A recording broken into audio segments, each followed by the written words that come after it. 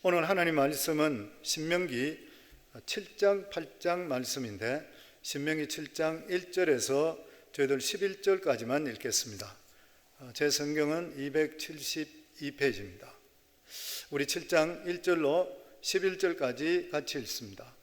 내 하나님 여호와께서 너를 인도하사 내가 가서 차지할 땅으로 들이시고 내 앞에서 여러 민족 헷 족속과 기르가스 족속과 아모리 족속과 가나안 족속과 브리스 족속과 히위 족속과 여부스 족속 곧 너보다 많고 힘이 센 7 족속을 쫓아내실 때에 내 하나님 여호와께서 그들을 내게 넘겨 내게 치게 하시리니 그때 너는 그들을 진멸할 것이라. 그들과 어떤 언약도 하지 말 것이요 그들을 불쌍히 여기지 말 것이며 또 그들과 혼인하지도 말지니 내 딸을 그들의 아들에게 주지 말 것이요 그들의 딸도 내 며느리로 삼지 말 것은 그가 내 아들을 유혹하여 그가 여호와를 떠나고 다른 신들을 섬기게 하므로 여호와께서 너희에게 진노하사 갑자기 너희를 멸하실 것임이니라. 오직 너희가 그들에게 행할 것은 이러하니 그들의 제단을 헐며 주상을 깨뜨리며 아세라 목상을 찍으며 조각한 우상들을 불사를 것이니라. 너는 여호와 내 하나님의 성민이라. 내 하나님 여호와께서 지상 만민 중에서 너를 자기 기업의 백성으로 택하셨나니 여호와께서 너희를 기뻐하시고 너희를 택하심은 너희가 다른 민족보다 소유가 많기 때문이 아니니라. 너희는 오히려 모든 민족 중에 가장 작으니라. 여호와께서 다만 너희를 사랑하심으로 말미암아 또는 너희의 조상들에게 하신 맹세를 지키라 하심으로 말미암아 자기의 권능의 손으로 너희를 인도하여 내시되 너희를 그 종되었던 집에서 애굽 왕 바로 손에서 속량하셨나니 그런즉 너는 알라. 오직 내 하나님 여호와는 하나님이시요 신실하신 하나님이시라. 그를 사랑하고 그의 계명을 지키는 자에게는 천대까지 그의 언약을 이행하시며 인애를 베푸시되 그를 미워하는 자에게는 당장에 보응하여 멸하시리니 여호와는 자기를 미워하는 자에게 지체하지 아니하시고 당장에 그에게 보응하시느니라. 그런즉 너는 오늘 내가 내게 명하는 명령과 규례와 법도를 지켜 행할지니라. 아멘.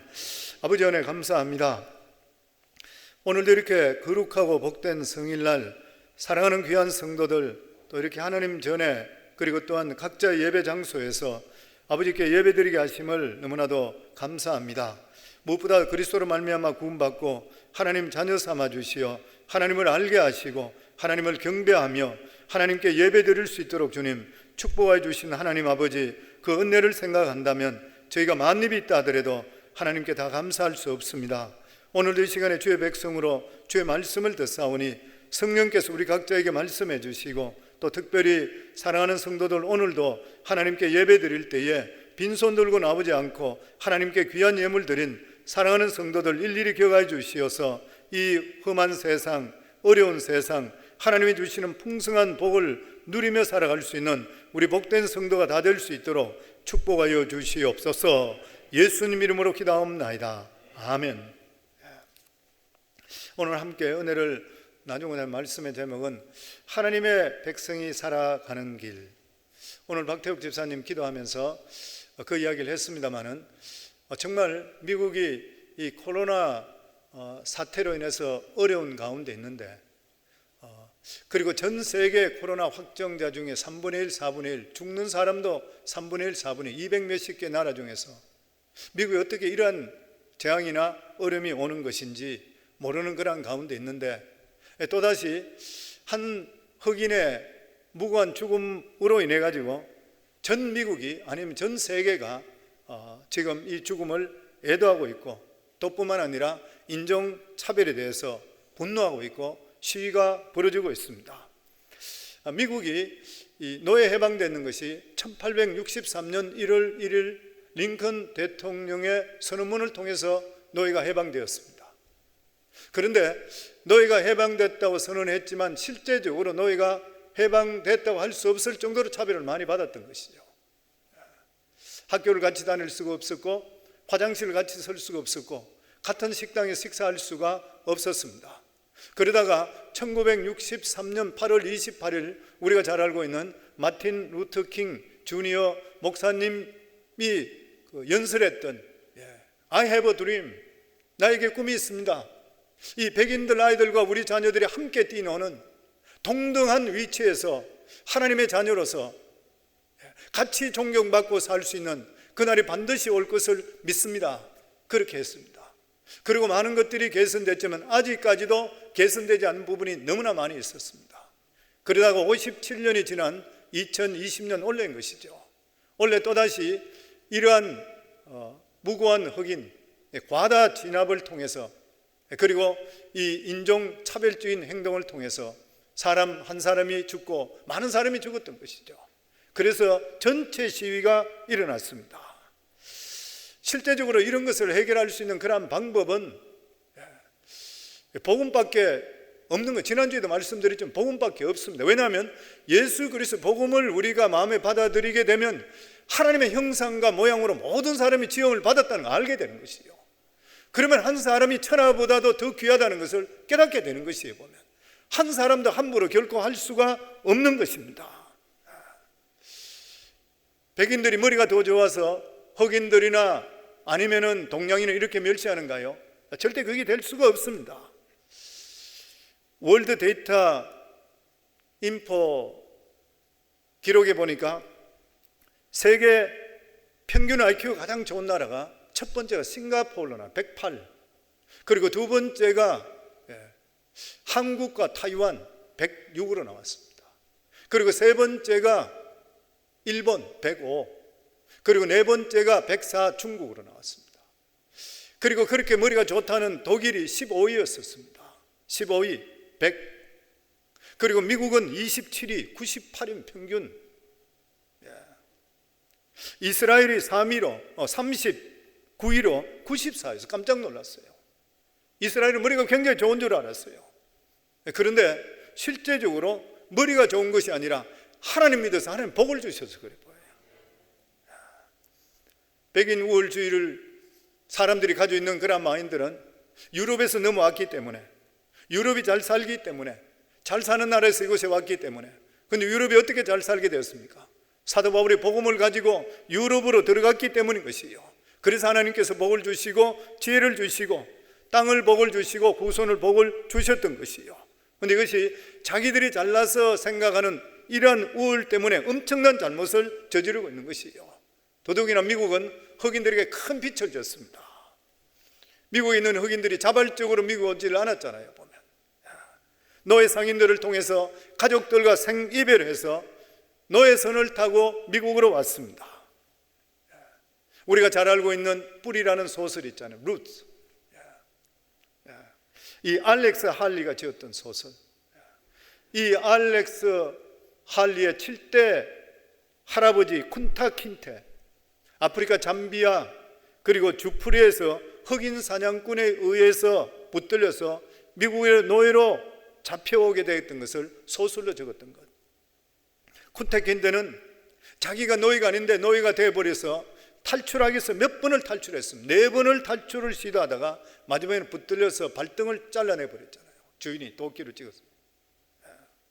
그때부터 탈출을 포기하고 노예 생활을 하면서 그 자손들에게 자기가 살았던 지방에 대한 이야기를 하기 시작합니다. 우리 가족들은 이렇게 살았고 신앙은 어땠었고 종족들의 습성에 대해서 계속적으로 외우고 가르쳐주기를 시작했습니다. 그 자손들이 그것을 가지고 그 자손들에게 또 전수하기를 시작했던 것이에요. 그래서 3대 때 갔을 때 조지라고 하는 아들이 닭싸움을 해서 벌어든 돈을 통해서 노예에서 자유함을 받게 됩니다. 그리고 7대 아들은 조상이 가르쳐줬던 강 그리고 다른 이름을 어느 학자들에게 이야기해서 이것이 아프리카 어느 지방이냐고 물었을 때 잠비아라고 알았던 것이에요. 잠비아에 알고 그곳에서 이 주프레라는 그 지역하고 거기 갔다는 것을 알게 되고 찾아가게 되는 것이죠. 그래서 자기 할아버지 7대조 할아버지가 살았던 그 마을에 찾아가고 그 마을에서 내려오던 이야기 중에 청년 중에 한 사람 쿤타 킨테 청년이 어느 날 갑자기 없어졌다는 것을 확인하게 되는 것이에요.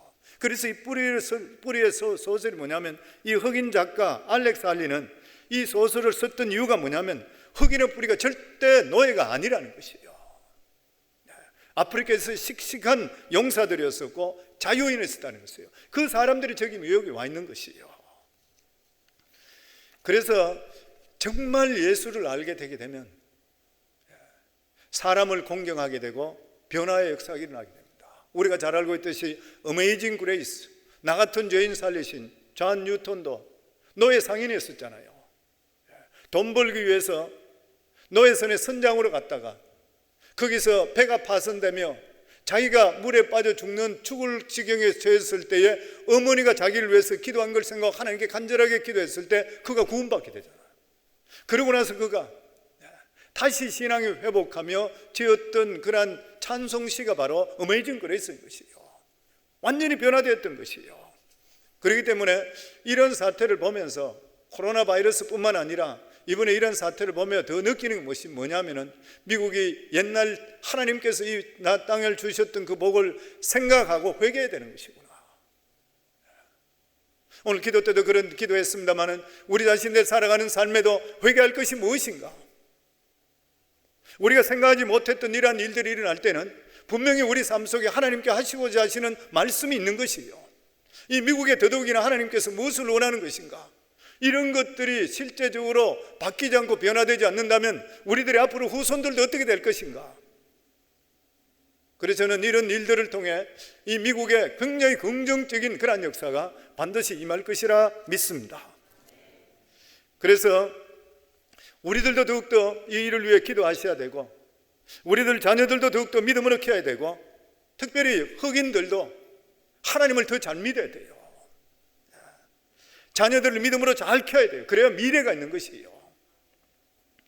오늘 말씀은 하나님께서 이스라엘 백성들을 애굽에 있을 때에 노예로 해방시켜서 가나안 땅에 들어가기 전에 너희들이 반드시 경계해야 될 것이 있다. 그렇게 말씀한 말씀입니다. 하나님께서 그냥 애굽 땅에 있는 자들을, 세상에 빠져 있는 자들을 가나안 땅에 옮기신 이유가 무엇이 있는 것인가? 새로운 믿음의 기회를 주기 위해서인 것이요. 이 세상의 성공과 출세의 길을 따라가는 것이 아니라 하나님께서 하나님 백성으로 삼으시면서 하나님께서 말씀한 대로 사람이 떡으로만 살 것이 아니요 여호와의 입에서 나오는 말씀으로 산다는 것을 실제적으로 실천해 보라, 그 말씀인 거예요. 이 말씀 우리에게 똑같이 주시는 말씀입니다. 애굽 땅에 살았던, 죄 가운데 살았던 우리들을 하나님께서 건져주시고 하나님 자녀 삼아 주셨어요. 그렇다면 자녀 삼아 주셨다 그러면 우리들의 살아가는 삶을 어떻게 살 것인가? 예수 믿고 구원받은 하나님의 자녀들은 새로운 믿음의 기회를 우리에게 주시는 것이에요. 지금 그 말씀과 똑같은 것입니다. 그러면 하나님께서 7장과 8절에 대해서 세 가지 믿음의 원리에 대해 말씀합니다. 그 첫 번째가 뭐냐면은, 첫 번째 원리는 철저하게 믿음으로 새로 시작하라. 우리 1절에서 2절 말씀입니다. 같이 읽습니다. 내 하나님 여호와께서 너를 인도하사 내게 가서 차지할 땅으로 들이시고 내 앞에서 여러 민족 헷 족속과 기르가스 족속과 아모리 족속과 가나안 족속과 브리스 족속과 히비 족속과 여부스 족속 곧 너보다 많고 힘이 센 7 족속을 쫓아내실 때에 내 하나님 여호와께서 그들을 내게 치게 하시리니 그때 너는 그들을 진멸할 것이라. 그들과 어떤 언약도 하지 말 것이요 그들을 불쌍히 여기지 말 것이며 가나안의 원리를 배우지도 말고 따라가지도 말고 철저하게 하나님 말씀으로 시작하라. 가나안의 모든 무리를 몰아내라. 만약에 이스라엘 백성들이 하나님의 원리대로 하나님만 의지하게 될 때는 하나님께 도와주실 것을 약속했지만 마음이 약해져서 가나안 사람들을 용납하고 따라가게 될 때는 그것이 올무가 돼서 멸망될 것이라. 이것은 우리에도 똑같은 것입니다. 하나님의 백성이 되었으면 철저하게 하나님 말씀대로 그 원리대로 살아가야 되는 것이요. 하나님 백성은 하나님 백성대로 살아갈 원리가 있는 것이요. 그러면서 이스라엘 백성들에게 하나님께서 시내산에 주셨던 십계명이 있습니다. 이 십계명 모든 율례의 기본이 되는 것이요. 부모를 공경하라, 하나님의 다른 신을 섬기지 말라, 도둑질하지 말라, 간음하지 말라, 살인하지 말라, 남의 것을 탐하지 말라. 모든 것이 다 들어있는 것이요.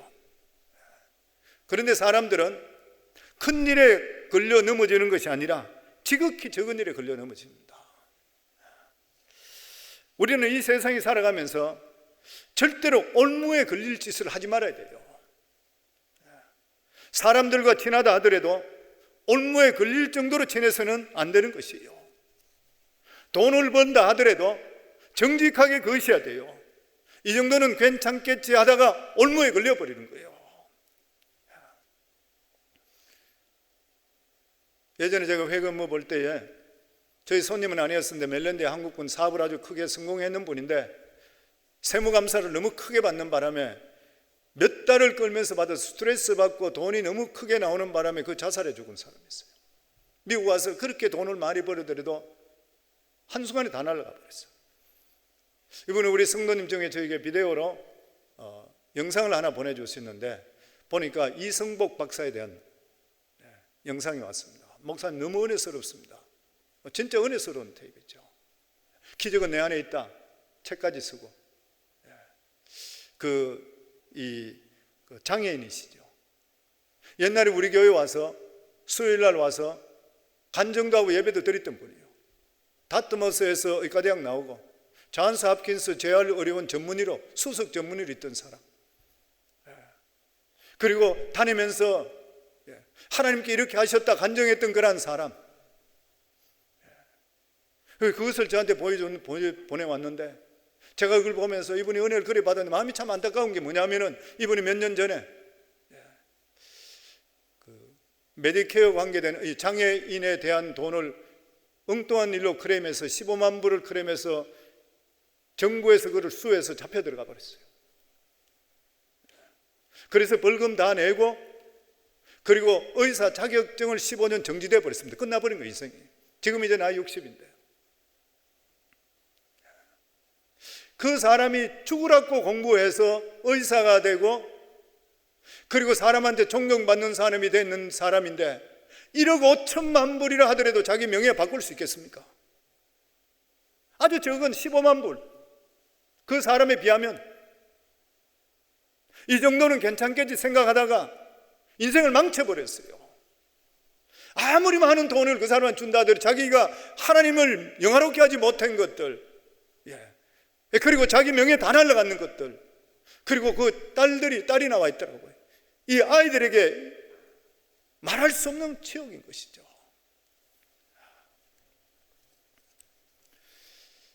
그래서 우리 살아가는 삶에 이 정도는 괜찮겠지 하는 적은 것을 통해서 인생 망하게 되는 거예요. 우리가 예배 드리는 것도 이 정도는 그냥 적당히 넘어가야지. 항상 적은 데서부터 사탄은 돌아서 멸망시키는 것이요.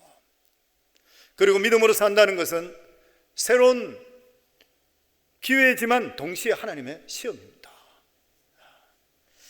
이러한 시험을 통과하게 될 때에 하나님께서 복이라는 복은 다 주시게 되어 있는 것이에요. 그 이스라엘 백성들이 가나안 땅에 들어가서 해야 될 일이 뭐냐면은 40년 광야길에서 배웠던 것을 철저하게 실행해야 돼요. 광야에서는 떡이 아니라 하나님 말씀으로 살아야 됐다면 가나안 땅에 들어가도 똑같이 하나님 말씀으로 살아야 돼요. 다시 말하면 오늘날 우리가 집에서나 직장에서나 사업에서나 교회에서 말씀을 배운 것이 있다면 그대로 적용해야 되는 거예요. 염려하지 말라 그랬으면 염려하지 마셔야 돼요.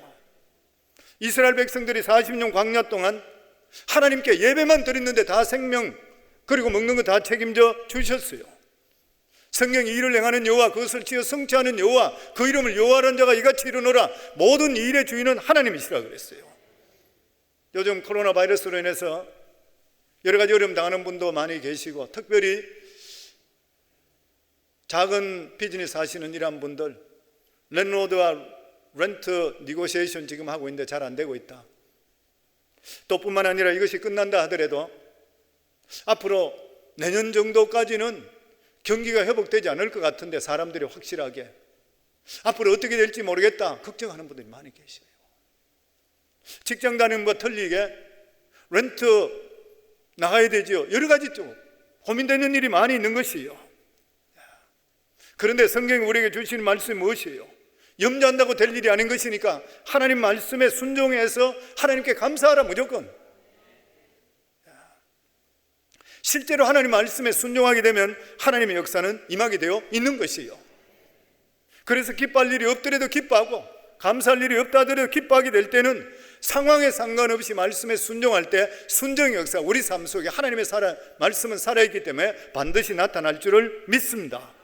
그런데 우리가 이렇게 살기 위해서는 무엇보다도 분명한 가치관이 중요한 것이에요. 세상의 가치관이 무엇입니까? 애굽의 가치관인 것이죠.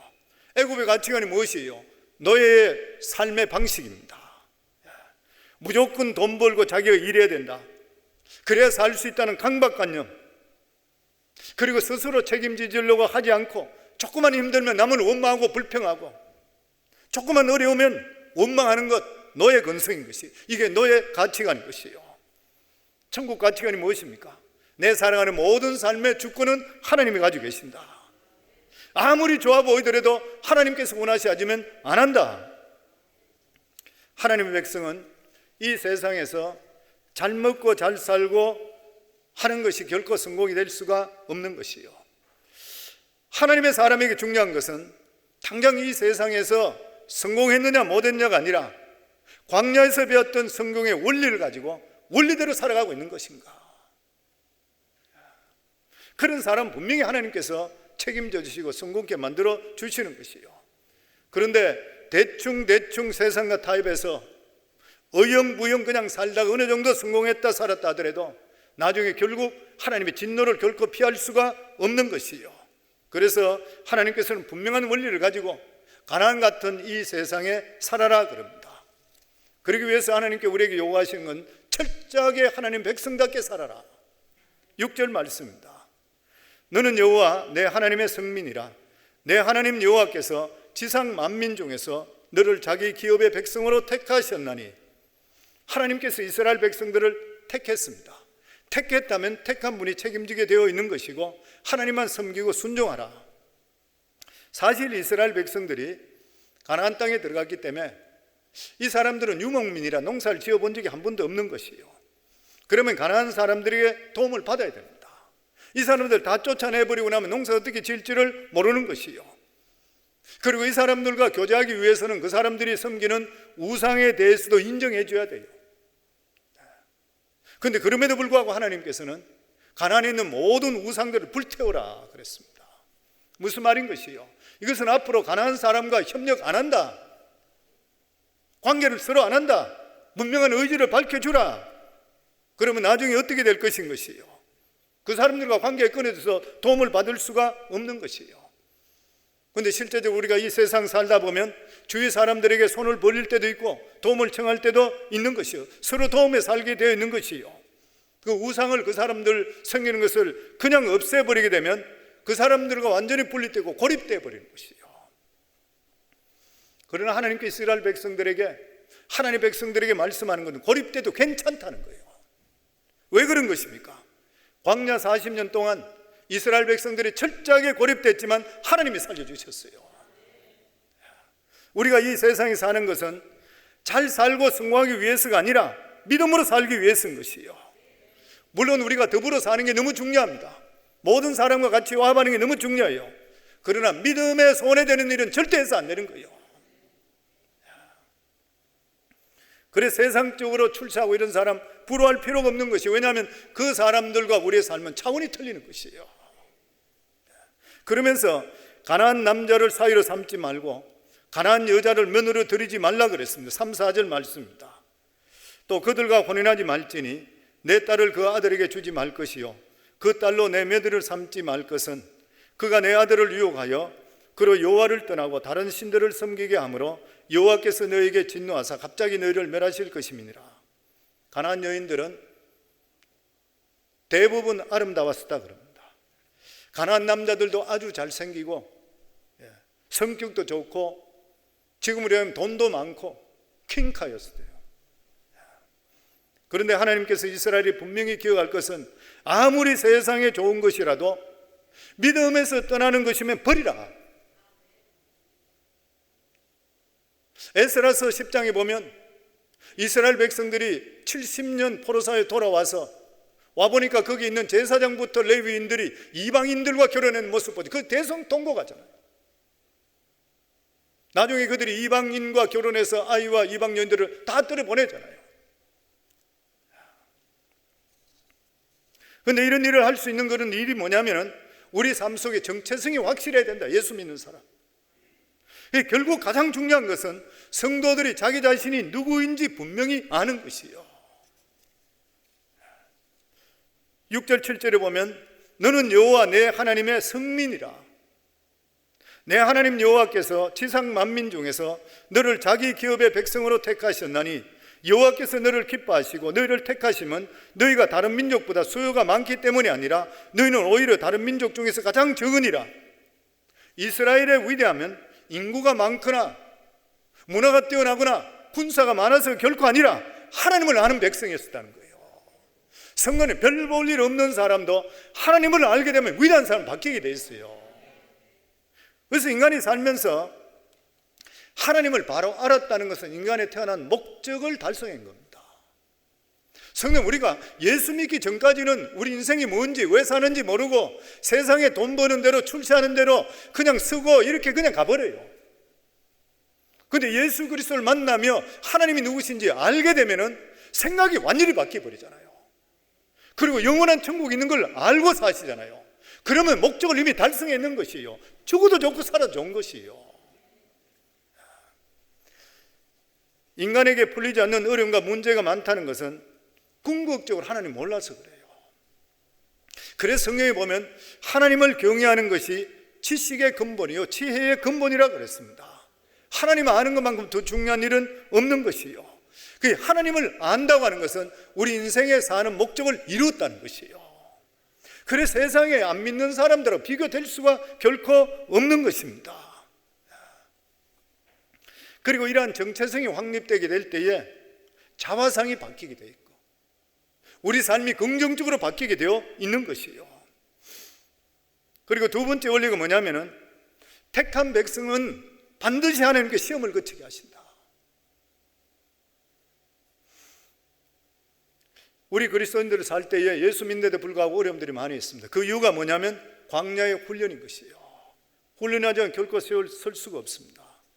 광야에서 그냥 죽도록 고생만 해가 되는 것이 아니라 어려움을 당할 때 왜 어려움을 당하는지 거기서 피해야 되는 것이에요. 그것을 배워서 끝까지 하나님 손에 붙들리게 될 때 축복의 사람으로 바뀌게 되어 있는 것이에요. 하나님께 이스라엘 백성들을 출애굽시켜서 가나안 땅에 가장 똑바로 빨리 들어갈 수 있는 것은 지중해 해변가로 가는 것입니다. 바로 들어가 버립니다. 그런데 왜 하나님께서는 광야길로 꼬불꼬불 들어가고 시내산을 거치게 하고 바람 광야 쪽으로 가게 했는 것인가? 이스라엘 백성들이 도저히 이해할 수가 없었습니다. 왜 하나님께서 이스라엘 백성들을 이렇게 일부러 심한 고생을 하게 한 것인가? 그 이유가 뭐냐면 하나님과 함께 동행하는 것이 무엇인지 가르쳐 주시기 위해서가 첫 번째예요. 8장 1절 말씀입니다. 내가 오늘날 명하는 모든 명령을 너희는 지켜 행하라. 그러면 너희가 살고 번성하고 여호와께서 너희 열조에게 맹세하신 땅에 들어가서 그것을 얻으리라. 하나님께서 동행하시고 함께 하시는 것을 계속적으로 배우면서 기사와 이적과 이런 속에 살아계심을 체험하게 만들어 주시는 것이에요.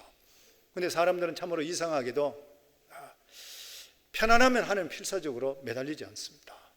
왜냐하면 하나님 도움 없이도 얼마든지 살 수 있을 것 같다 생각하는 것이에요. 그러다가 어려움을 당하게 되게 되면 인간의 힘이 아무것도 아니라는 것을 깨닫게 돼요. 그때 비로소 하나님께 나가는 것이에요. 그래서 사람이 살아계신 하나님을 체험할 때가 모든 것이 형통하고 성공할 때가 아닌 것이요. 죽을 병에 걸렸든지 개인적인 경제적으로 어려움에 빠졌든지 자기 자신의 능력으로 아무것도 할 수 없다고 할 때 진심으로 하나님께 매달리는 것이요. 그때 하나님께서 기도를 들어주시어 기적적으로 병을 치유해 주시고 망했던 사업을 일으켜 세워 주시는 것이요. 이것을 통해 하나님께서 내 기도를 듣고 계시고 나를 사랑하는구나 믿게 되는 것이고 그때 하나님을 깨닫게 되고 하나님을 알게 되는 것이요. 하나님께서 우리 삶 속에 극단적인 어려움, 극단적인 가난, 극단적인 병 이런 모든 것들은 하나님을 찾고 하나님을 체험하기 위해서인 것이요. 이것을 깨달으면서 부흥의 역사는 임하게 됐습니다. 이스라엘이 이것을 통해서 부흥했어요. 우리 삶에도 똑같은 것이요. 고난과 위기에서 하나님을 체험하게 될 때에 우리가 영적인 부흥이 일어나게 되어 있는 것이요. 그래서 고난당하는 것이 내게 유익이라고 고백하게 되어 있는 것이요. 그리고 하나님께서 우리에게 시험을 주시는 두 번째가 뭐냐면은, 하나님께서는 의식주가 우리에게 달린 것이 아니라 하나님께 달려있다는 것을 가르쳐 주시기 위해서 3절 말씀입니다. 너를 낮추시며 너를 줄이게 하시며 또 너도 알지 못하며 내 열조도 알지 못하던 만나를 내게 먹이신 것은 사람이 떡으로만 사는 것이 아니요 여호와 입에서 나오는 모든 말씀으로 사는 줄을 너로 알게 하려 하심이라. 우리 생존에 가장 중요한 것이 의식주 문제입니다. 만약 의식주 문제가 해결되지 않으면 이 세상 살아갈 수가 없는 것이요. 그래서 직장과 정기적인 수입을 갖는 게 너무나도 중요합니다. 그런데 하나님께서는 광야 이스라엘 사람들에게 또 다른 삶의 원리를 가르쳐 주셨습니다. 그것이 뭐냐면 떡으로만 사는 것이 아니라 하나님 말씀으로 사는 원리인 것이요. 여기 사람이 떡으로만 사는 것에 이 사람이라는 것은 세상 사람이 아니라 예수 믿는 사람, 하나님 백성 말하는 것이요.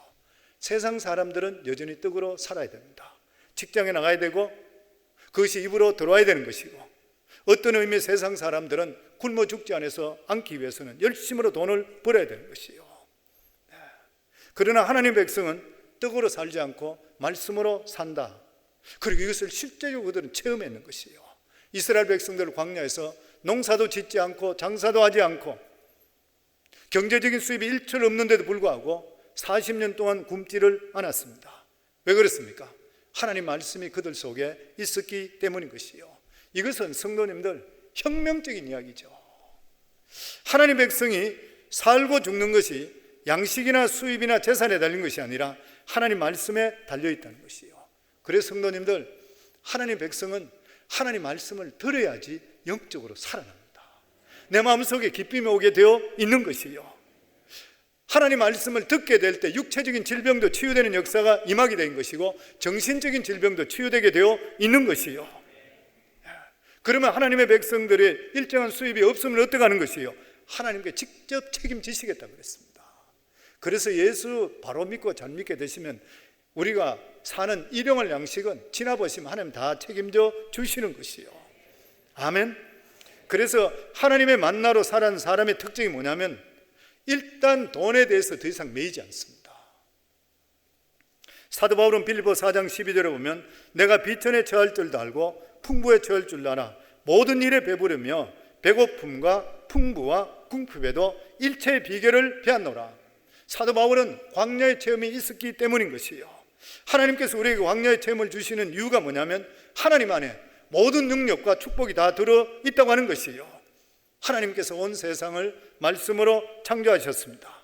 하나님 말씀은 우리를 살게 하고 치료하시고 아무것도 없는 중에 있게 하시는 능력이 나타나게 되는 것이요. 그런데 대부분의 사람들은 먹고 사는 일에 대해서 목숨을 걸지 하나님 말씀에 목숨 거는 경우들은 많지 않습니다. 그러나 우리 크리스찬들은 어떤 것보다도 하나님 말씀에 모든 것이 먼저 되고 가장 중요한 것이 되고 목숨 걸 수가 있어야 되는 것이요. 우리가 하나님 말씀을 잃어버리게 되면 모든 것을 잃게 되는 것이요. 예수 믿는 사람도 정기적으로 하나님 말씀을 받지 않게 되면 영적으로 침체되는 것이요. 그러면 아무것도 할 수가 없는 것입니다. 그래서 하나님께서 이런 의식주에 대한 이런 것을 계속적으로 훈련을 통해서 돈 문제든지 먹고 마시는 문제 완전히 하나님께 맡기는 것이요. 성도 우리 삶 속에 돈 문제, 먹고 마시는 문제를 하나님께 다 맡긴다는 말은 모든 것을 하나님께 다 맡겼다는 것이요. 그렇게 될 때 하나님께서 4절에 보면 40년 동안에 내 의복이 헤어지지 아니하고 내 발이 붙들지 아니하였느니라. 40년 동안 신발 하나로 옷 하나로 떨어지지 않고 살게 하시는 놀라운 역사를 주셨다고 하는 것이요. 그래서 사랑하는 귀한 성도님들, 우리가 인생을 살아갈 때에 어떤 경우 속에서도 하나님의 백성이라는 것을 잊어서 안 되는 것이고, 그리고 두 번째로 우리가 이 세상에 살 때에 믿음의 삶을 살 때 하나님이 주시는 귀한 복은 항상 시험을 통해서 온다는 것, 깨달으셔야 되고, 그리고 마지막 세 번째 원리는 하나님을 절대로 잊어서는 안 된다. 재물 얻을 능을 주신 분이 하나님이시라. 하나님은 우리가 고생시켜서 죽도록 하시는 하나님이 아니라 하나님을 경외하며 살면서 마침내 우리에게 복을 주시기 위해서 분명히 말씀하고 있습니다.